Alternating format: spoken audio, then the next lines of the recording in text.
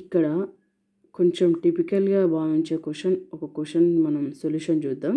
Okay, ఒక దుకాణదారు 1000 రూపాయల ప్రకటన వెలపై వరుసగా ఏం చేసిండంటే 10%, 15% రుసుము ఇచ్చిండు ఫస్ట్. ఓకే, అలా కాకుండా ముందు 20%, తర్వాత 5% రుసుము ఇచ్చిన అమ్మకపు ధరలో మార్పు ఎంత, అంటే పెరిగిందా తగ్గిందా కనుక్కోవాలి మనం. అంటే ఫస్ట్ మనం ఏం చేయాలంటే మొదటిసారి అమ్మిన వెల ఎంతనో కనుక్కుందాం. ఓకేనా, ఎలా కనుక్కోవాలి? 1000 ఇంటూ 10 రూపీస్ డిస్కౌంట్ ఇచ్చింది కదా, 100 - 10 ఎంత? 90. 90/100 ఇంటూ నెక్స్ట్ ఇది 100 - 15.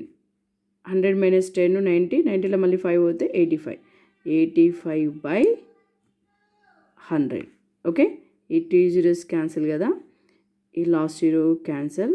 సో మనకి ఏం మిగిలిపోయింది? ఈ 0 కూడా క్యాన్సిల్. సో ఏం మిగిలిపోయింది ఇక్కడ మనకి? 9 ఇంటూ 85 మిగిలిపోయింది. ఓకే, సో మరి ఇంటూ చేద్దాం ఇక్కడ.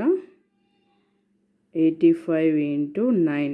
9 5 జా 45, 9 8 జా 72, 76 అంటే 765 వచ్చింది. మొదటిసారి అమ్మిన వెల ఎంత వచ్చింది? 765. ఇప్పుడు మరి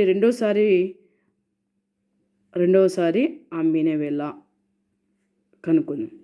రెండోసారి అమ్మిన వెల సేమ్ ప్రకటన వెల 1000 ఉంది, కానీ డిస్కౌంట్లో మార్చిండి. ఇక్కడ చూడండి, డిస్కౌంట్లో చూడండి, ఒకసారి 20% ఇచ్చిండు, తర్వాత 5% ఇచ్చిండు, నెక్స్ట్ది 5% ఇచ్చిన 5% రుసుము ఇచ్చిన అమ్మకపు ధరలో మార్పు ఎంత?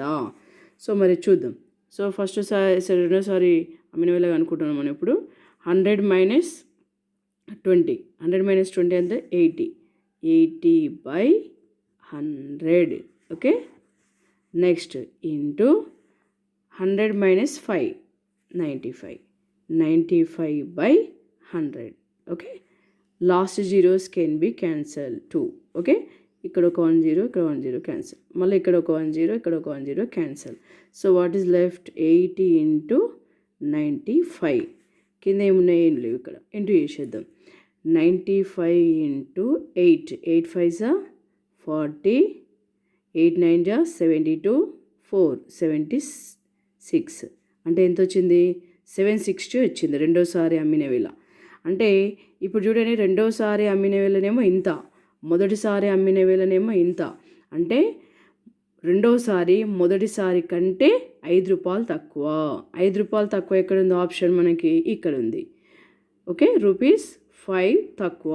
So option 2 is the answer. Okay, so if you understood this problem, you can share to your friends and like and subscribe my channel. Thank you.